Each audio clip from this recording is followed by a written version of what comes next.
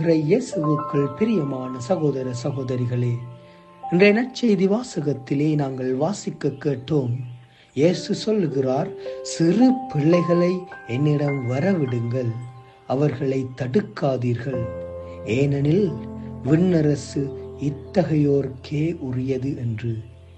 ஏன் இயேசு ஆண்டவர் சிறு பிள்ளைகளை குறித்து பேசுகிறார் என்று சொன்னால், சிறு பிள்ளைகளுடைய மனதிலே ஒரு கள்ளம் கவடமற்ற ஒரு நிலையையும் உண்மையை வெளிக்கொணர்கிற ஒரு நிலையையும் நாங்கள் பார்க்க முடியும்.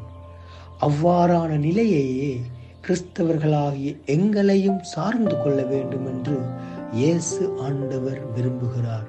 அதாவது, நான் என்ன தொழில் செய்தாலும், என்ன வேலை செய்தாலும், என்ன செயல்பாடு செய்தாலும், நான் படிக்கிற பொழுது, நான் செய்கிற தொழில்களுக்கு, நான் என்னுடைய படிப்புகளுக்கு நான் உண்மையாக இருக்க வேண்டும் எனவும், கள்ளம் கவடமற்ற ஒரு நிலையை கொண்டிருக்க வேண்டும் எனவும் இயேசு ஆண்டவர் விரும்புகிறார்.